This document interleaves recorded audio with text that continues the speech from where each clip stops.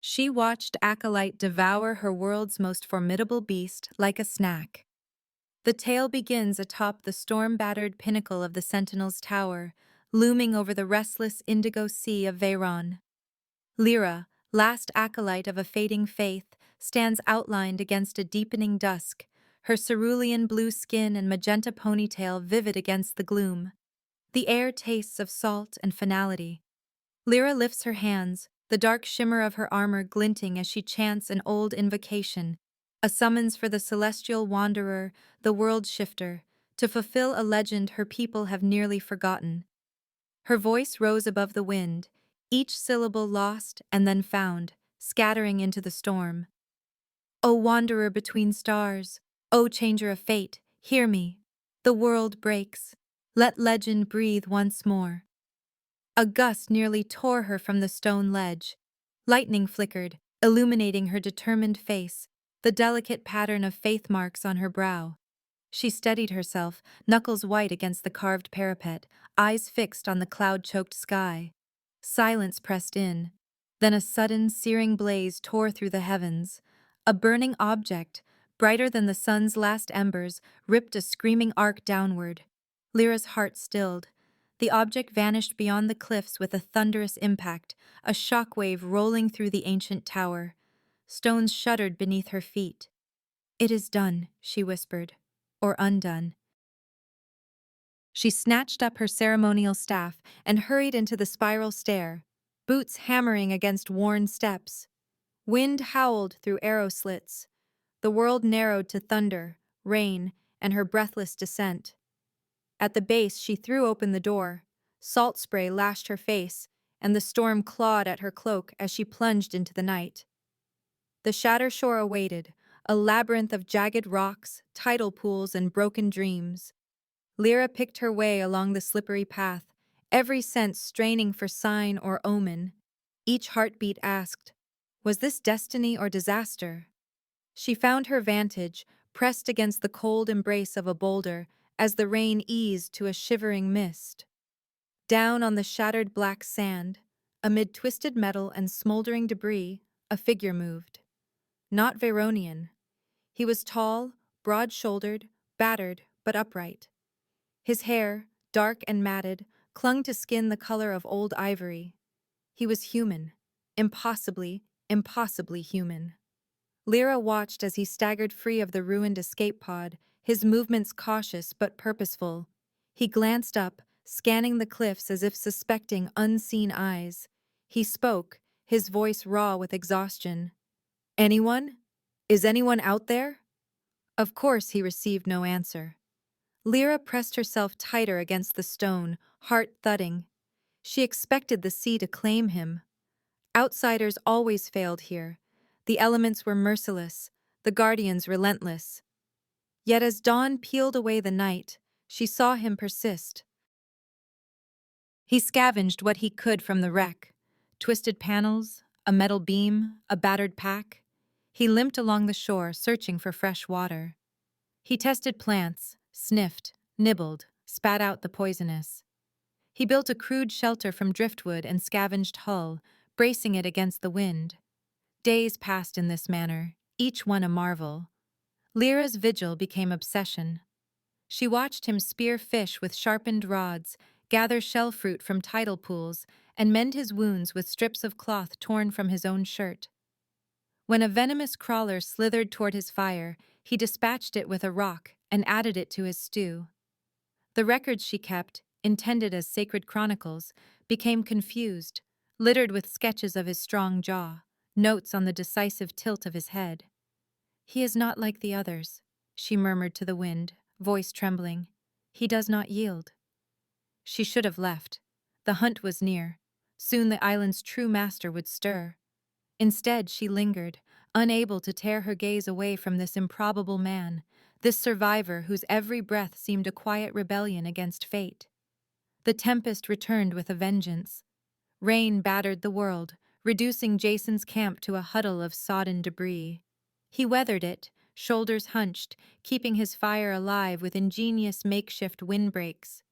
Lyra felt the storm's power, but she felt something stranger too, a pull, inexorable and new. Then, without warning, the world stilled. The air grew dense with anticipation. Even the waves paused, as if holding their breath.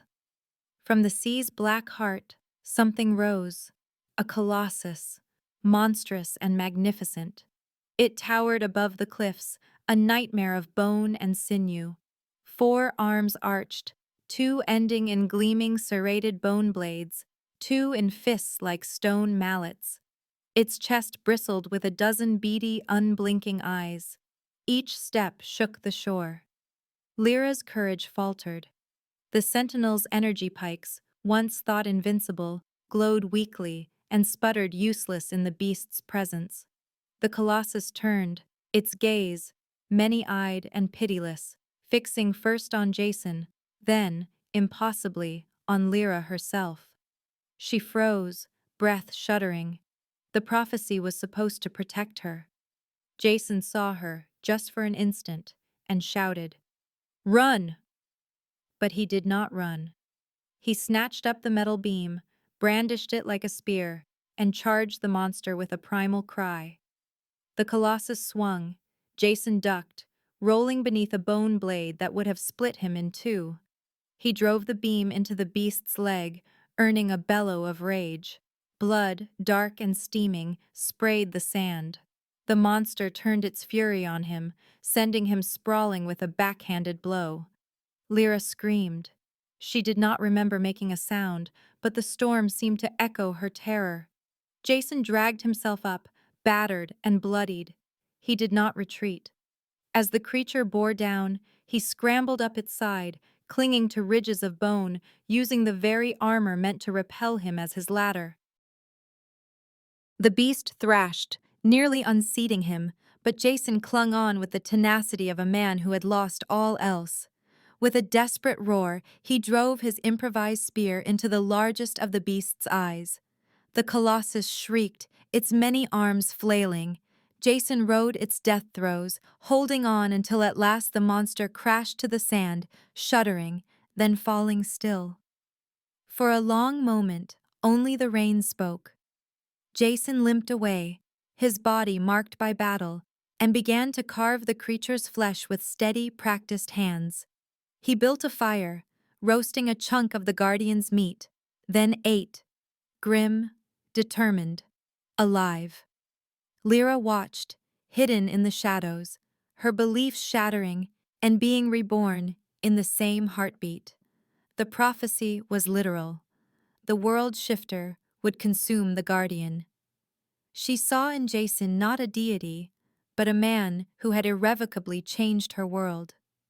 And as the flames danced and the storm finally eased, Lyra knew nothing could ever be as it was. Lyra's training clashed with her new understanding as she stepped onto the blood-soaked shore. The air crackled with more than salt and ozone.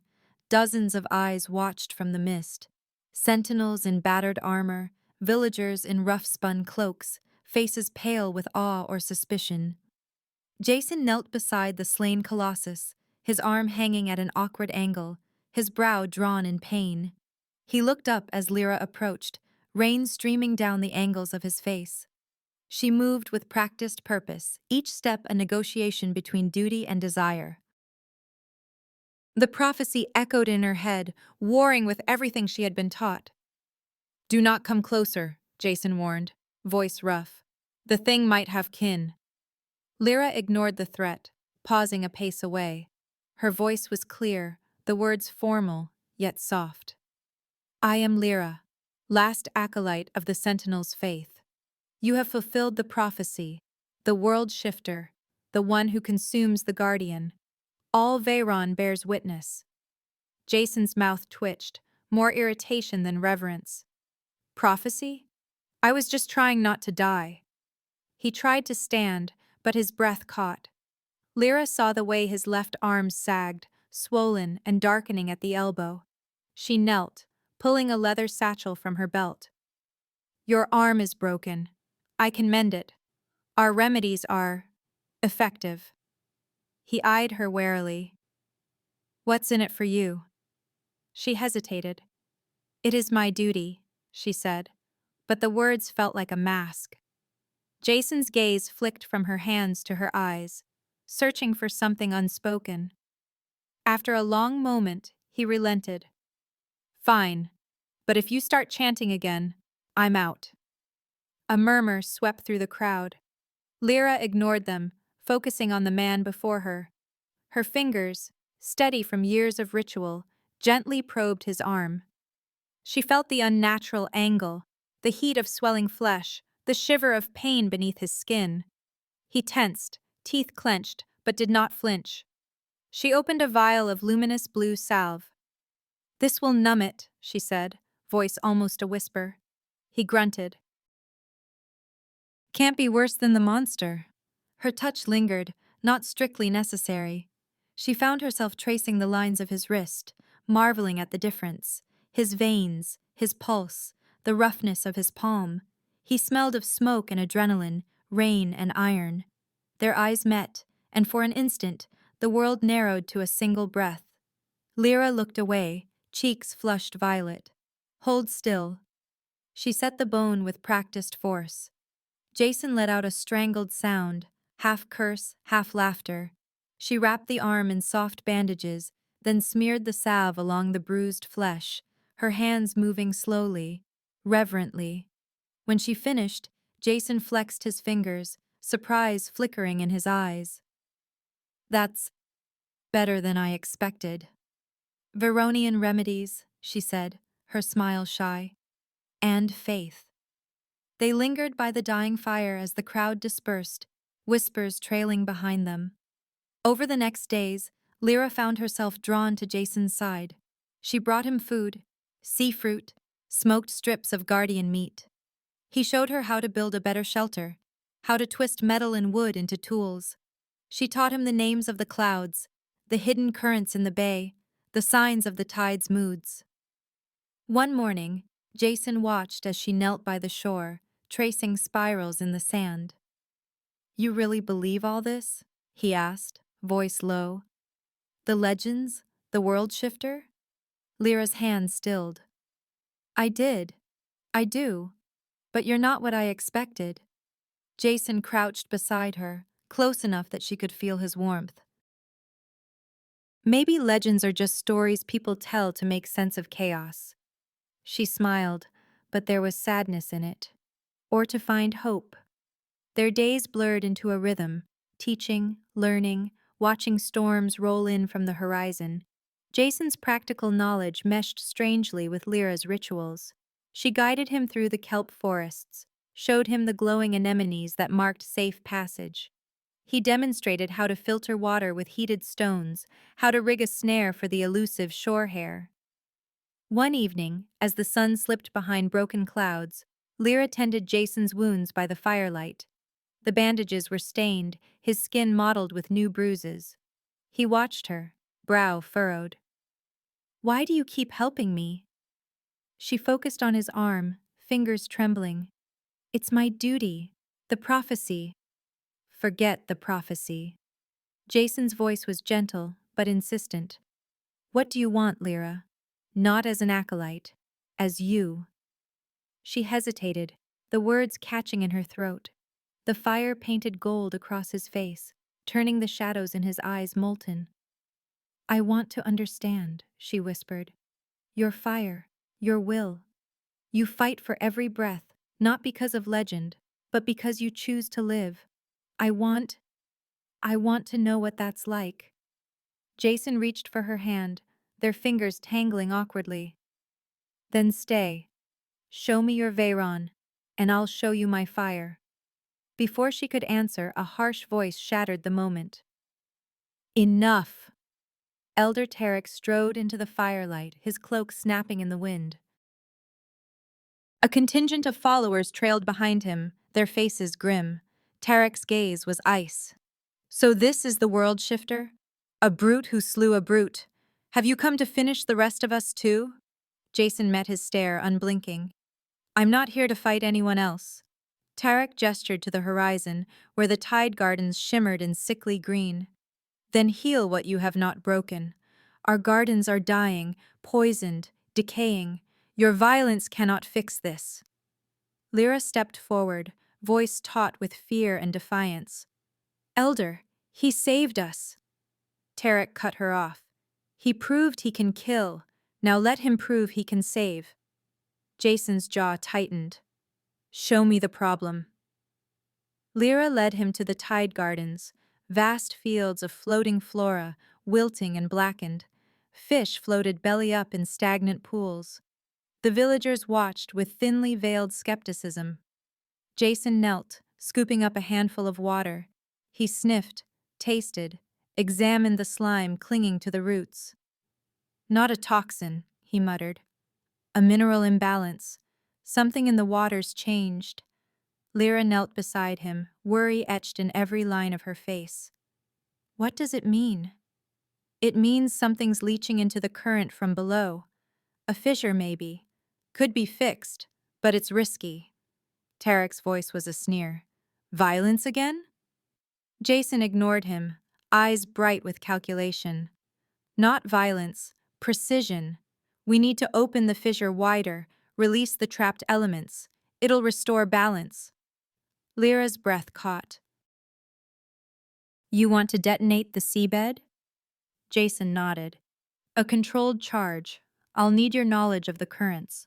Otherwise, the shockwave will kill everything. She swallowed fear, nodded. I'll help. Tarek scoffed, turning away. Fools. Together, Lyra and Jason planned through the night, charting currents, gathering minerals, fashioning a crude detonator from scavenged tech and volatile compounds. At dawn, Lyra donned her diving harness, heart pounding as Jason checked the rig. You don't have to do this, he said softly. I choose to, she replied, meeting his gaze. They dove into the churning sea. Lyra guided Jason through black tunnels, past slumbering predators, until they reached the fissure, a wound in the earth, pulsing with corrupted energy. Jason planted the charge, fingers steady. They kicked away, holding their breath. The explosion rolled through the water, a deep-throated thunder. For a moment, everything was chaos. Then the water cleared. Silver bubbles rose, and with them, a bloom of new life. The garden stirred, color returning to withered fronds. Fish darted among the kelp, alive and bright. On the shore, the villagers cheered. Tarek watched in silence, his skepticism hollowed by awe. Jason climbed from the surf, breathless, triumphant. Lyra followed, water streaming from her hair, eyes shining. That night, as the celebration swelled around them, Lyra slipped away from her alcove and found Jason by the fire. The world felt impossibly new, fragile, luminous. She reached for him without hesitation, and he gathered her close. Their lips met, fierce and tender, and all the words they could not say kindled between them. In the privacy of his shelter, beneath the weight of stars and prophecy, they finally surrendered to their longing. Their bodies entwined, learning each other's truths in the flickering firelight, their union a promise as old as Veyron itself. Together, they greeted the dawn, not as legend and acolyte, but as partners, bound by the fire they had chosen. And as the first light spilled over the sea, a new era began. Peace was fleeting. Even as laughter and music drifted from the village, Elder Tarek watched from the shadows, face twisted with bitterness. The people's joy was a knife in his pride, Jason's place among them an intolerable threat. Tarek moved through the salt-lit corridors of the Sentinel's tower, clutching a forbidden device wrapped in oilcloth, a relic from the ancient wars, meant to be forgotten. He bent over the machine in secret, fingers trembling as he adjusted its crystalline core. Let them worship their world shifter, he muttered. Let them see what comes of trusting an outsider. At midnight, Tarek slipped from the cliffs to the old stone causeway, where the wind shrieked and the sea frothed. He activated the device. It whined, a pulse of sound too deep for human ears, yet not for the monsters of the deep. Far below, something vast stirred. It remembered loss, tasted rage. The mate of the slain guardian rose from the abyss, larger, older, cleverer than the beast Jason had killed. Tarek watched its shadow move through the surf, his heart pounding with triumph and dread. At dawn, Jason and Lyra picked their way across the tidal flats, laughter still warm between them. You know, if you taught me to read your tides, I might not step in every sinkhole, Jason teased, his boots slick with mud. Lyra grinned, brushing magenta hair from her brow. If you listened, World Shifter, you'd know when the flats are safe. The sky fractured with a sudden roar. Screams echoed from the village. The surface of the sea heaved, sending sprays of foam high as the watchtowers. A monstrous head broke the water, a beast twice the size of the last, armored in coral and bone, eyes burning with intelligence and hate. Jason's face hardened. That's not random. Something's driving it. Lyra's eyes widened as she spotted a glint atop the distant causeway. Tarek, she breathed. He's brought it here. A wave of panic washed over the village. Children ran, sentinels scrambled to ready weapons. Lyra seized Jason's arm. We need to warn them. Jason nodded, scanning the chaos. I'll draw it away. Get the people to safety. He locked eyes with her, voice urgent. I need a harpoon and strong rope, kelp fiber, thick as you can find. She hesitated only a heartbeat, then squeezed his hand. I'll bring them. Don't die before I return. Jason flashed a crooked grin. No promises. Lyra sprinted across the sand, shouting orders. Evacuate to the high caves, move! Sentinels, to me! Her voice cut through the terror, rallying villagers, guiding children and elders toward the cliffs. She ducked into the arsenal, seizing the great iron harpoon and a coil of kelp rope, hands flying as she tied a hunter's knot. Meanwhile, Jason faced the beast alone. It lunged from the surf, jaws wide, upper arms tipped with talons, lower limbs ending in jagged spines. He dodged a swipe, rolling behind a boulder as its tail smashed a fishing hut into splinters. Come on, Jason muttered, yanking a broken spear from the sand. You want me? Here I am. He hurled the spear. It glanced off the creature's armored brow, earning only a snarl. The beast circled, cunning, wary, testing its prey. Lyra reappeared, breathless, thrusting the harpoon and rope into Jason's hands. Here, the rope is doubled, strong enough to anchor a whale. He caught her gaze, trust passing between them in a silent heartbeat. Can you read it? He asked, voice low. Lyra nodded, eyes narrowing as she studied the beast's stance. It favors its left side. It'll charge from the right, try to pin you. Jason glanced at the terrain, two massive stones, half buried by the tide. He tied the rope between them, testing the line with a brutal pull. I'll draw it in. When I shout, you distract it, make it turn. Lyra's lips parted in protest, but she swallowed her fear. I will. The beast snorted, pawing at the sand. Jason hefted the harpoon, setting his feet behind the anchored line. Hey, he bellowed, waving his arms. You ugly slab of seafood, over here! It roared, surging forward. Jason held his ground as it thundered toward him, all bone and fury. Now, Lyra, he shouted. Lyra darted to the side, flinging a shell against the creature's wounded flank. It twisted, momentarily confused. Jason dove aside at the last instant. The beast barreled between the stones, its massive neck aligned with the taut rope. With a sound like shearing steel, the kelp line sliced through flesh and armor. The beast staggered, head lolling, blood fountaining onto the sand. It crashed to its knees, shuddered, and lay still. Silence fell, broken only by the distant weeping of the tide. Lyra ran to Jason, throwing her arms around him. You did it, she gasped. He winced, breathless but grinning. We did. Behind them, villagers emerged, awe mingled with relief. Tarek stood apart, face ashen, his plot exposed. Jason wiped sweat from his brow, gazing at the beast's carcass. We can use this, he said. Its bones, its blood, they're rich with minerals. We can restore the tide gardens, turn this destruction into renewal. Lyra caught his meaning, hope flickering in her eyes. You want to blend our ways, ancient and new, he nodded, voice strong. Voice.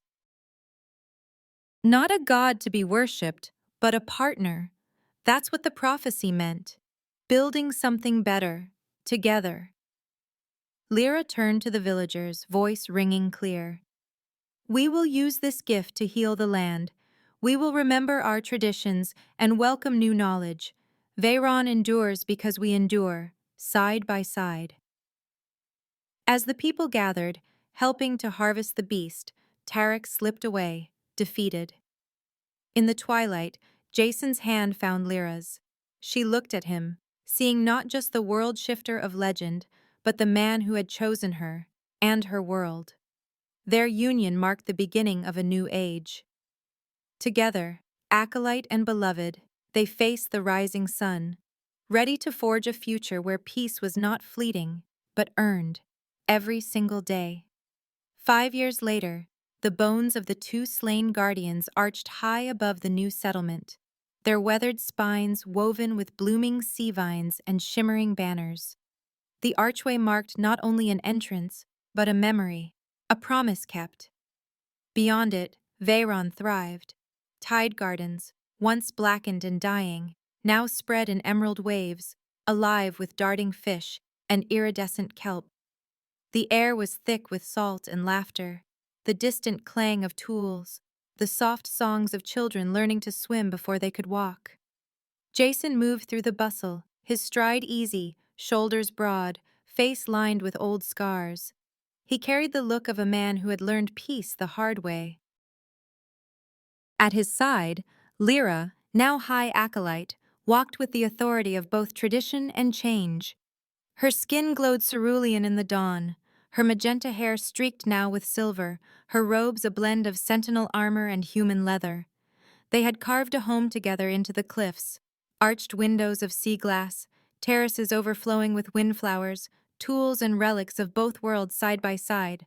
But the brightest sign of their union was Kael. Their child darted ahead, blue-skinned, gold-eyed, hair the color of storm clouds. He laughed, strong and sure-footed, but there was a watchfulness in his gaze, an intuition that belonged to the sea, and a sharpness of mind that was wholly Jason's. Kael paused, glancing back at his parents. You'll be there, right? His voice rang with both excitement and uncertainty. Lyra knelt, smoothing his hair. We will not leave your side, Kael. Today you begin your journey. You are ready. Jason grinned, ruffling Kael's head. Just remember, breathe slow, and keep your wits about you. The labyrinth's tricky, but you're trickier. Kael's smile faltered, and he glanced at the gathered villagers. Some faces beamed with pride, others, more reserved, watched with narrowed eyes. At the front, Saren, Tarek's successor, stood in ceremonial garb, lips pressed tight. Lyra's smile faded as she met Saren's gaze. They will see, Kael. You belong here. The settlement bustled as the first descent approached. Children lined the stone pier, their parents adjusting harnesses and whispering encouragement. Kael's task?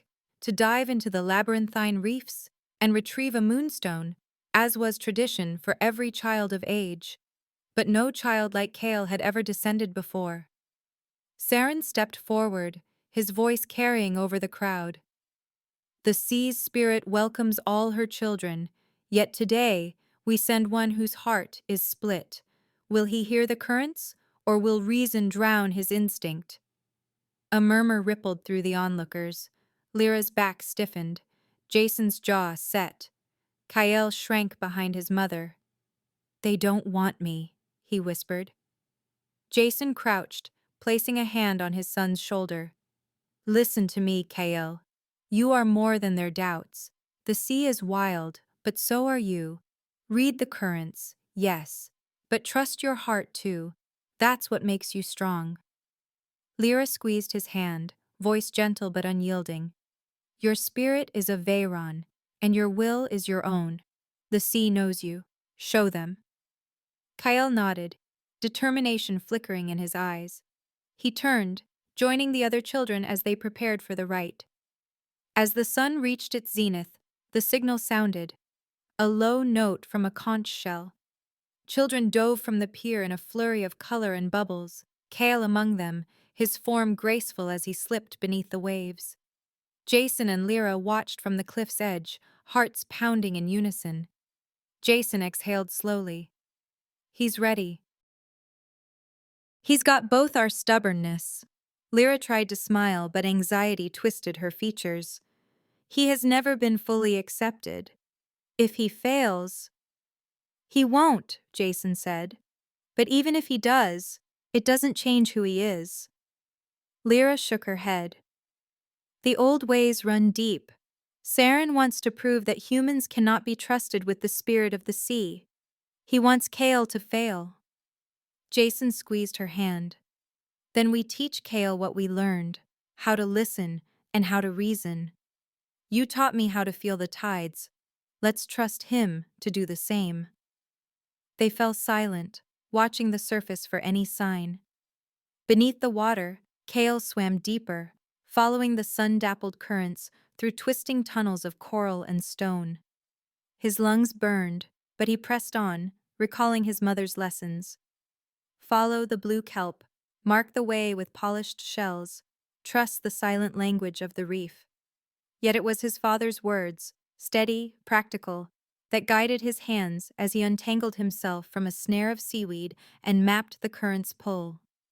On shore, Saren murmured to his followers, "He will lose himself. The sea will not speak to a mind divided." Lyra's fingers tightened around Jason's arm. "If he does not return..." Jason shook his head, firm. "He will." Moments dragged into eternity, then a shout, "There! Look!" Kyle burst from the water, Moonstone clutched tight in his fist, laughter bubbling from his lips. The children cheered, and for a heartbeat, even the doubters fell silent. Saren stepped forward, face unreadable.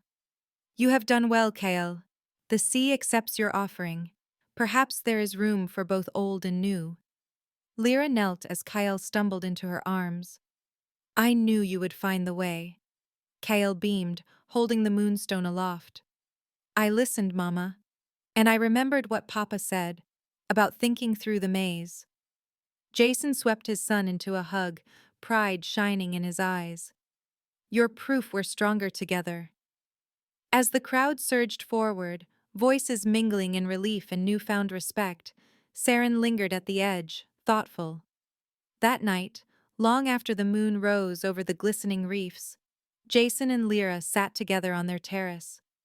Kyle slept curled between them, Moonstone glowing softly at his side. Lyra's voice trembled as she whispered, "He did it, Jason. But will they truly accept him?" Jason wrapped an arm around her, pressing his lips to her temple. "We can't control their hearts, Lyra, but we can give Kale what we never had, both ways to see the world. Let him read the currents with reason and feel them with heart. It's enough." She leaned into him, love and trust radiating between them, their partnership unbreakable. Above the sea, the bones of the guardians gleamed in moonlight, reminders of trials endured and bridges built. And in the quiet, Jason and Lyra knew their bond, and Kyle's future would be the foundation for whatever the tides might bring. The day of the first descent arrived beneath a sky of silver clouds and restless wind. The entire village gathered at the edge of the labyrinthine reef, tension threaded through every breath. Banners fluttered between the sun-bleached bones of the old guardians. Elders lined the stone pier, children pressed close to their mothers, and Saren, draped in the traditional vestments, watched with narrowed eyes. Kyle stood between his parents, his heart pounding so loud he wondered if the whole village could hear it. His blue skin gleamed with salt spray. His golden eyes searched the horizon as if he might find answers in the tumbling surf. Jason knelt to meet his son's gaze, steady and sure. "Remember what we practiced," Jason said. gripping Kale's shoulders. "The labyrinth's a puzzle. Use your eyes. Every eddy, every shadow. They all mean something. Take it slow and think your way through."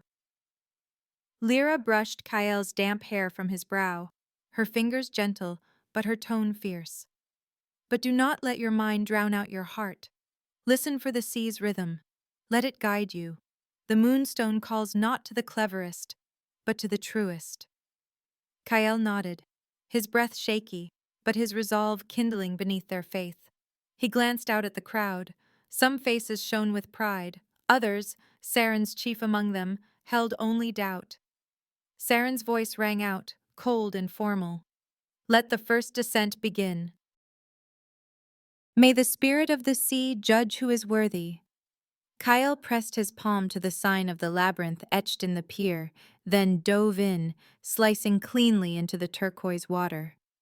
Silence rippled across the crowd. He swam swiftly, muscles surging with the strength his father had taught him to trust. The first corridors of the labyrinth were as he remembered from practice, branching passages of coral, blue kelp swaying with the current, the light dappled and clear. He mapped his route in his mind, calculating angles and distances.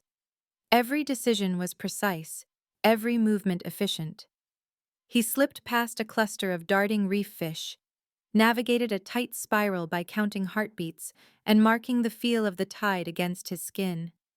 At every turn, his father's lessons echoed in his mind: observe, predict, adapt. He outpaced the other children, turning obstacles into advantages, never hesitating. But then the water darkened, and he entered the Chamber of Echoes, the true heart of the maze.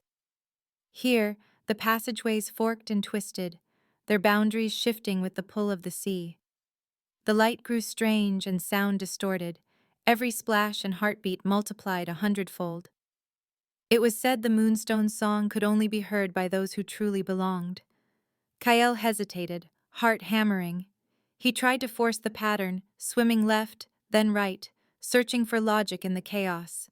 Each path led him back to the center, always circling, never advancing. Frustration flared. His breath grew ragged. Above, Saren leaned toward the edge, his voice low but cutting. "He is lost. The sea knows its own, and the boy does not hear." A murmur spread through the villagers, anxious and expectant. On the cliff, Lyra's fists clenched around her robe. "He's struggling," she whispered, pain radiating in her eyes. Jason slipped an arm around her, his own voice a steady anchor. "He's not done. Kyle always finds a way." Kyle pressed his hands against the coral, willing a solution to appear. For a moment, all he could hear was the rush of his own blood, the clamor of doubt. He remembered his mother's voice. "Let your mind grow quiet. Listen for the rhythm beneath the noise." He closed his eyes, fighting the urge to swim harder. He slowed his breath, surrendering to the gentle sway of the sea. He let the current rock him. Slowly the confusion faded, replaced by a subtle music, the distant, pulsing song of the moonstone, woven into the water's flow. He opened his eyes, seeing not just shapes and shadows, but the pulse of life through the reef. Logic and instinct merged. He read the current's secret, feeling it with every fiber of his being. There, a faint shimmer between two columns of coral, a hidden passage he never would have found by calculation alone. Above, Jason's grip tightened on Lyra's hand. He's got it. He's listening now. Kyle let the current take him, riding it as his father had taught him, trusting it as his mother had urged. It swept him through the narrow gap, spinning him into a cavern filled with blue light. At its heart rested the moonstone, glowing with unearthly radiance. He reached out, feeling a strange sense of belonging, and closed his fingers around the stone. It pulsed once, alive, warm, and right. Triumph surged through him, mingled with awe. He turned, retracing his path by both memory and instinct, rising toward the light above. On the surface, the crowd had fallen into uneasy silence. Saren shook his head, voice grim. The sea has turned him away. Suddenly, a shout from one of the children. Look! There! Kyle broke the surface, moonstone blazing in his upraised hand. Water streamed from his hair, his eyes glowed with victory. A gasp swept the villagers, followed by cheers and cries of astonishment. Jason and Lyra rushed to the water's edge, arms open.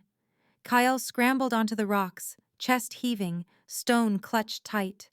Lyra threw her arms around him, tears bright on her cheeks. You listened, Kale, she whispered. You found your way. Jason ruffled his son's hair, pride and wonder mingling in his eyes. You did what neither of us could alone. You were more than both. Kyle grinned, golden eyes shining. I did what you both taught me. I saw the currents, and I felt them. The crowd parted as Saren approached, his expression unreadable. For a long moment, he studied Kyle, the boy who was neither entirely human nor fully Veronian, but something new. Saren bowed his head. The sea's spirit has spoken. Kyle is not half of each world, but greater. We must learn from him, as he has learned from both of you. The villagers, one by one, echoed Saren's acceptance. Pride radiated from Jason and Lyra as they gathered their son close, their family a living bridge between two worlds. In that moment, surrounded by love and the astonished cheers of their people, Kyle understood. He was not divided, but whole. And the future of Veyron would be shaped by those willing to embrace both heart and mind. That evening, the family stood together on their terrace, high above the moonlit sea. Kyle slept in Jason's arms, curled against his father's chest, the moonstone glowing softly between his small blue hands. The hush of the tide gardens rose on a gentle wind, mingling with the distant laughter of villagers celebrating a day none would soon forget. Above it all, the twin moons lifted slowly from the horizon, silver and gold, casting their light across the water's tranquil surface. Lyra leaned against the stone balustrade, her magenta hair loose and shimmering in the glow. She watched her son's peaceful face, the rise and fall of his breath a balm for the storm of the past hours. Jason shifted, settling Kyle more securely, and looked out over the world they had built. He spoke softly, not to disturb Kyle's dreams. He did more than complete the descent. He showed them all a new path. Lyra's gaze was distant, reflective. A path that was always there, but none dared walk. She smiled, her eyes soft with pride. He did not choose between the sea's song and reason's call. He listened to both. He is not torn between two worlds. He is the bridge. Jason nodded, tracing Kale's cheek with a gentle thumb. I used to think prophecy was about monsters and heroes, about blood and battle. He laughed quietly, shaking his head. But it was never about destruction. It was about building something better, together. Lyra stepped closer, her hand settling over Jason's. Partnership, she murmured. Creation. The courage to hope for something new. That's what the prophecy truly meant. They stood in silence, listening to the murmur of the waves below and the soft, even breathing of their son. The moonstone pulsed between them, casting patterns of light across their joined hands, a rhythm as ancient as the tides, as new as the future blooming before them. Jason's voice was rough with feeling. I see myself in him, how he analyzes, how he looks for patterns. But I see you too, the way he trusts what he feels, the way he listens when everything else is noise.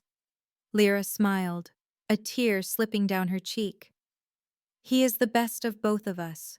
He is all of Veyron, and all of you, and all of himself. Jason pressed his lips to her hair. We did this, Lyra. We changed everything. She turned to look at him, her expression fierce and loving. No, Jason. We started something. The village will have doubts, fears. But now there's hope. Kyle is hope, living, breathing, undeniable. They stood for a while, watching the moons climb higher, the stars trailing their reflections across the water. Below, villagers danced around the bonfires, weaving new songs into the night. On the cliffs above, the bones of the ancient guardians gleamed, no longer a warning, but a gate. Lyra broke the silence. When you fell from the sky, I thought you would be the end of us. I never imagined you'd be the beginning. Jason chuckled, shifting Kyle so his golden eyes were cradled in moonlight. I thought I was just trying to survive. I never imagined I'd find a home, or a family. Lyra rested her head on his shoulder, her hand moving to cover the moonstone that glowed between their palms. We're not finished, are we? He shook his head. No. There's still more to build, more to learn, but we'll do it together. They looked down at Kyle, so small and impossibly strong. He murmured in his sleep, the moonstone's light flickering in response, a pulse, a promise. He was Veyron's future, a living synthesis of logic and intuition, strength and spirit. He was the dream of two worlds, realized in one child's beating heart. Lyra squeezed Jason's hand, her voice quiet but certain. Let the old stories tell of monsters and gods if they must, but when the new ones are sung, let them be about love, about what comes after the storm. Jason nodded, his heart full. About choosing to build, not to break. About finding the best in each other. Their love, once a spark amid chaos, was now the bedrock of a flourishing future. The prophecy had been fulfilled, not by the sword or the fall of a guardian, but by the joining of hands and the birth of something wholly new. As the waves whispered their eternal song below, Lyra and Jason held each other close, watching their son dream, a living symbol of hope, unity, and the boundless promise of the age they had begun together. This brings our story to a close. Don't forget to hit subscribe, give the video a like, and share in the comments which part you enjoyed the most. Our team will truly appreciate your support. There are plenty more exciting stories waiting for you on our channel. See you in the next video.